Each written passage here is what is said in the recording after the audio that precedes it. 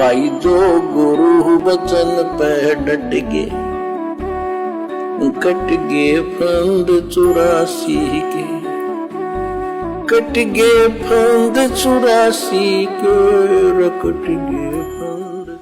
हे मानव, तू अनंत बार जन्म और मर चुका है। सत्य साधना कर तथा जीवित मर। जीवित मरने का तात्पर्य है कि भगत को ज्ञान हो जाता है कि इस संसार की प्रत्येक वस्तु अस्थायी है। ये शरीर भी स्थायी नहीं है। जन्म मृत्यु का बखेड़ा भी भयंकर है। इस संसार में दुख के अतिरिक्त कुछ नहीं है। मानव शरीर प्राप्त करके मोक्ष प्राप्त नहीं किया तो पशु जैसा जीवन जिया। जैसे गीता अध्याय 7 श्लोक 29 में कहा है कि जो भगत केवल जरा यानी बुढ़ापा उसके कष्ट से तथा मरण के दुख से ही मुक्ति के लिए जो साधना रत है, वे तत्ब्रह्म को तथा संपूर्ण अध्यात्म ज्ञान को तथा कर्मों को जानते हैं। इसी प्रकार तत्व ज्ञान होने के पश्चात मानव को अनावश्यक वस्तुओं की इच्छा नहीं होती। यानी जब आपको तत्व ज्ञान हो जाएगा कि भाई यहां से तो एक दिन मरना पड़ेगा और कब मर जाए कोई भरोसा नहीं है, उससे पहले पहले भक्ति कर लें, ये शरीर इसीलिए मिला है, फिर वो अनावश्यक वस्तुओं में नहीं घुसता। वो जबरदस्ती सरपंच बनना, एमएलए बनना, प्रधानमंत्री बनने की इच्छा करना, राजपाट प्राप्त करने की इच्छा करना, धनपति बनने की इच्छा करना, बिजनेस पे बिजनेस खोलना, फिर वो ये फालतू के काम नहीं करता कि भैया ये मनुष्य शरीर परमात्मा की भक्ति करने के लिए मिला है, ये श्वासें परमात्मा के मंत्र जाप करने के लिए मिली है। ये राजपाट करते करते तो असंख्य जन्म बीत गए, आज भिखारी के भिखारी हैं। ना ये संपत्ति साथ जाएगी, ना ये शरीर साथ जाएगा। इस शरीर से भक्ति करके जो भक्ति धन इकट्ठा कर लिया वो साथ जाएगा। तो फिर ये इंसान अनावश्यक वस्तुओं की इच्छा नहीं करता है। इसी प्रकार तत्व ज्ञान होने के पश्चात मानव को अनावश्यक वस्तुओं की इच्छा नहीं होती। तंबाकू, शराब, मांस सेवन नहीं करता। नाच गाना मूर्खों का काम लगता है। जैसा भोजन मिल जाए उसी में संतुष्ट रहता है। आत्म कल्याण कराने के लिए साधक विचार करता है कि यदि मैं सत्संग में नहीं जाऊंगा तो गुरुजी के दर्शन नहीं कर पाऊंगा। सत्संग विचार न सुनने से मन फिर से विकार करने लगेगा। वह साधक सभी कार्य छोड़कर सत्संग सुनने के लिए चल पड़ता है। और अब तो आपको सत्संग सुनने के लिए कहीं जाने की भी जरूरत नहीं है।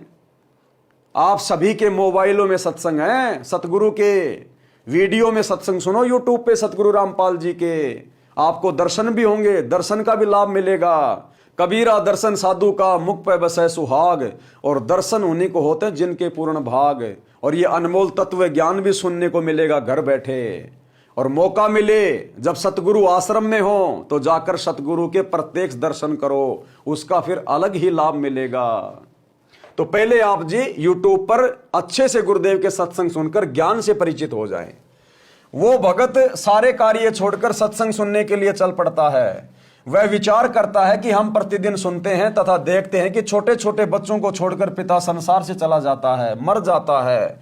बड़े बड़े पूंजीपति दुर्घटना में मर जाते हैं। सर्व संपत्ति जो सारे जीवन में जोड़ी थी उसे छोड़कर चले जाते हैं, दोबारा उस संपत्ति को संभालने भी नहीं आते। मृत्यु से पहले एक दिन भी कार्य छोड़ने का दिल नहीं करता था, अब परमानेंट कार्य छूट गया। और ये सारी बातें समझाने के लिए गुरुदेव ने एक उदाहरण पेश किया है कि आज भाई को फुर्सत है।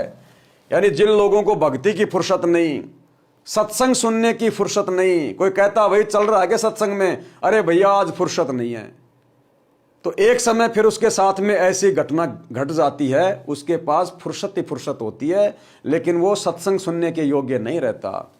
तो ये कथा क्या है, ये घटना क्या है, इसका जिक्र हम पूज्य गुरुदेव जी के आशीर्वाद से कल रात्रि 8 बजे दास के इसी फेसबुक पेज पवन दास इस लाइव के ऊपर होगा। सभी भाई बहन रात्रि 8 बजे लाइव जुड़िए। तब तक गुरुदेव भगवान हम सबको आज्ञा दे, इजाजत दे, सद्बुद्धि दे, आशीर्वाद दे। बंदी छोड़ सतगुरु रामपाल जी भगवान की जय हो। भाई जो गुरु वचन पे डट गे, कट गे फंद 84 के, कट गे फंद 84 के, कट गे फंद 84 के।